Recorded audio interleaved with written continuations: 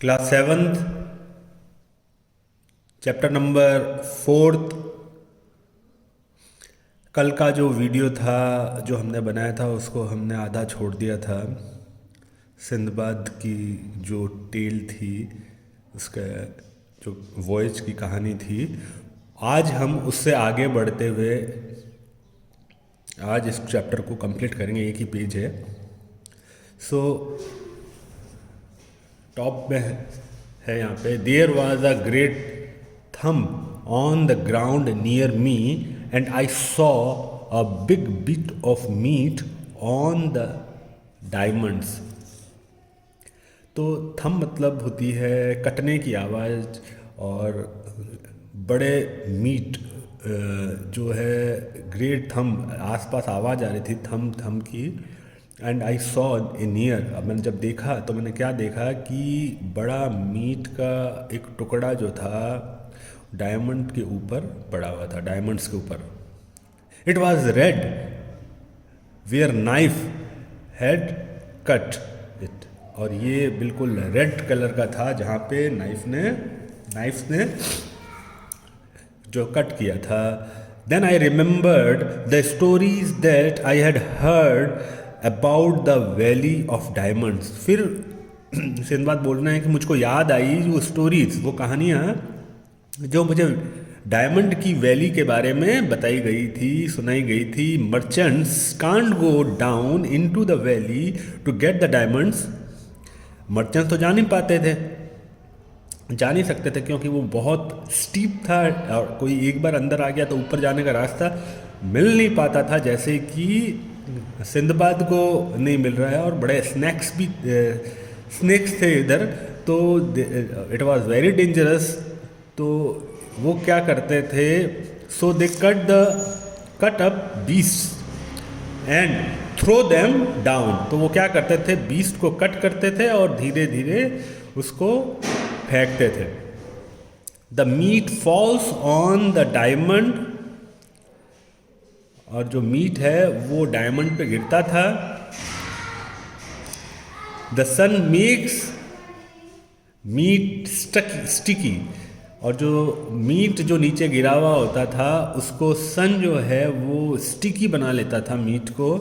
And some diamonds on not the biggest one stick to it. अब होता क्या था कि जो मीट गिरता था वैली के अंदर, वो बाद में पड़ा पड़ा सन की गर्मी की वजह से स्टिकी हो जाता था, चिपचिपा हो जाता था, लिसेसा हो जाता था, और उसमें कोई छोटे छोटे डायमंड, बड़े नहीं छोटे डायमंड स्टिक हो जाते थे, चिपक जाते थे। They have very big birds in that country, और वहाँ पे बड़े बर्ड्स थे, और ये come, but they great birds come and get big bit of meat and fly up with them to their young ones on the hills. अब क्या होता क्या था कि यहाँ पे तो कई बड़े बड़े बर्ड्स थे, वो आते थे नीचे और इस मीट को लेने के लिए, ताकि वो अपने छोटे छोटे बच्चों को खिला सकें। और वो जो है जब इस पीस को लेते थे अपने मुंह में, मैं आगे का नरेट कर देता हूँ आपको क्या होता होगा। तो वो क्या करते थे, उससे वो डायमंड चिपक के वो मीट के पीस के साथ में वो भी जो है वो ऊपर आ जाते थे। The merchants make big noise,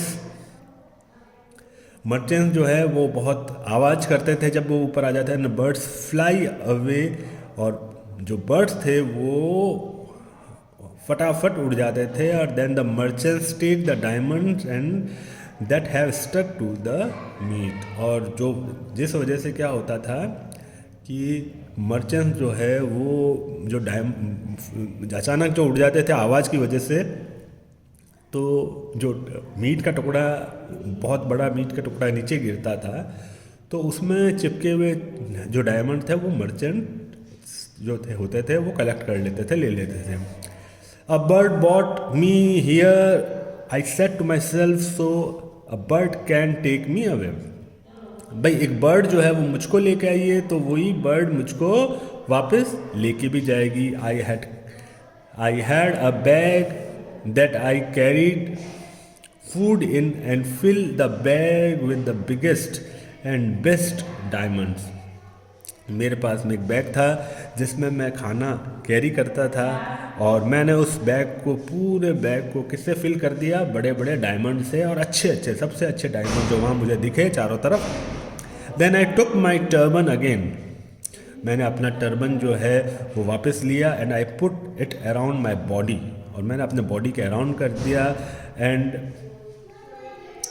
around a biggest meat of meat, और मैंने उसको किससे कर दिया, अपने बड़े मीट के टुकड़े से के चारों तरफ बांध दिया। कहने का ये मतलब है ताकि क्या है कि अगली बार उनके दिमाग में क्या आइडिया आया कि अगली बार कोई बड़ी बर्ड आएगी वो बड़े मीट के टुकड़े को देखेगी, उसको उठा के ले जाएगी अपने बच्चों के लिए, और वो जब ऊपर जाएगा उसके साथ बंद के मैं भी चला जाऊंगा, सिंधबाद बोल रहे हैं, और जब नीचे ऊपर जाके हिल पे जब ये ऊपर की तरफ वैली के ऊपर खड़े मर्चेंट्स नॉइस करेंगे तो बर्ड फ्लू हो जाएगी अचानक के नॉइस से, और वो जो नीचे ऊपर ही इस तरह वैली से ऊपर आ जाएंगे। I waited there on my back with the meat at my top, वो टॉप में तो मीट था और वो नीचे की तरफ थे Sinbad. After a time one of the great bird flew down, it took a bit of meat and flu, और इन्होंने आप कुछ देर बाद एक बड़ी बर्ड आई और उसने वो बड़े मीट के टुकड़े को लिया, फ्लू अप हुआ जिसके साथ मैं भी था। At the top of the hill by the bit of well by the side of the valley the birds young one were waiting at the top of the hill by the side of the valley, चुका पे हिल के side के ऊपर valley के अंदर birds के young one wait कर रहे थे।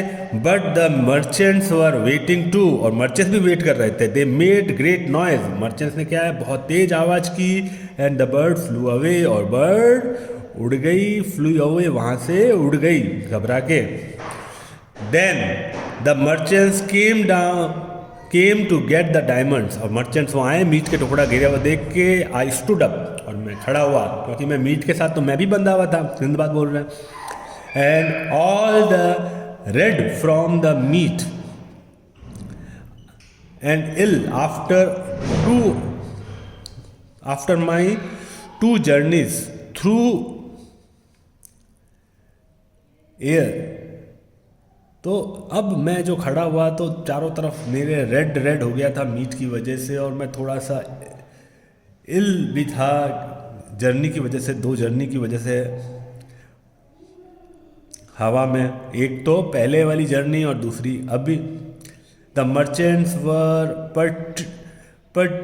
पिट्रीफाइड मतलब एकदम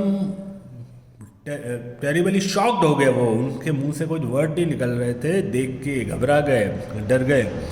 when they saw me but I told them not to be afraid, पर मैंने उनको बोला कि डरने की कोई बात नहीं है। आई एम अ मैन, मैं भी इंसान हूँ, मैं एक इंसान हूँ। आई सेड लाइक यू, आपकी तरह। But the birds that brought your meat brought me up from the valley of diamonds. There were no diamonds on the meat के ऊपर तो कोई डायमंड नहीं है, but I have brought diamonds, लेकिन मैं डायमंड्स लेके आया हूँ विथ मी, मेरे साथ।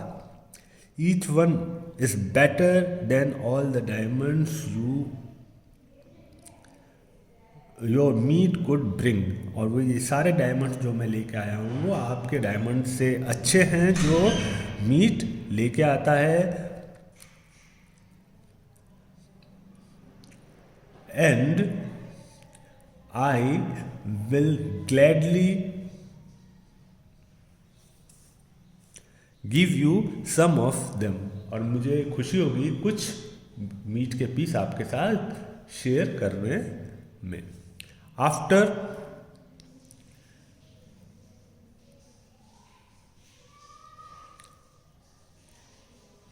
After that they came to me and spoke kindly to me, और उसके बाद में वो मेरे पास में आए और बहुत काइंडली मुझसे बात की। उन्होंने बोला, क्या बोला? You are fortunate, they said, no other man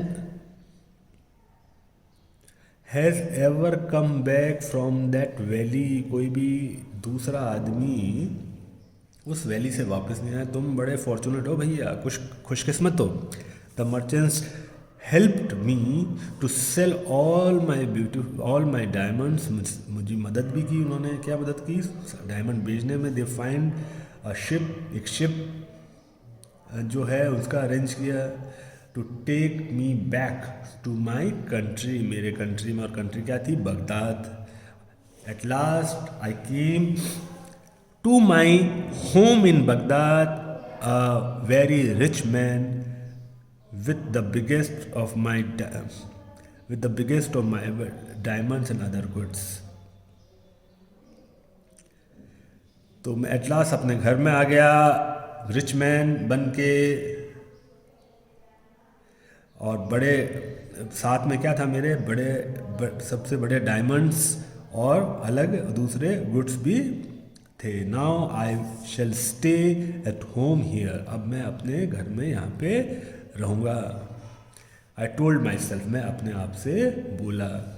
in my beautiful house with all my riches, जितनी भी मेरे पास धन दौलत है उन सब के साथ में मैं अपने सुंदर से घर में। I shall be happy with my friends, मैं अपने दोस्तों के साथ बहुत खुश रहूँगा। I shall never go to sea again, मैं कभी भी सी माना समुंदर में अब नहीं जाऊंगा। But I did go to sea again, लेकिन मैं फिर समुंदर में गया। And I shall tell you about my third voyage another day, किसी और दिन मैं वो किस्सा सुनाऊंगा आपको थर्ड का। तो ये सिंबाद की जो स्टोरी थी, बहुत सेकंड वॉयज की, वो बहुत ही इंटरेस्टिंग थी, बहुत ही इंजॉइंग थी। और ये ब्रीफ में आपको इस चैप्टर के अंदर कंक्लूड की है। I hope you have enjoyed this story and related question you try to do it. And further जो है आपको एज होम असाइनमेंट दे दिया जाएगा, और साथ में थर्ड और फोर्थ चैप्टर के क्वेश्चन आंसर साथ में एक वीडियो में करा दिए जाएंगे। Thank you.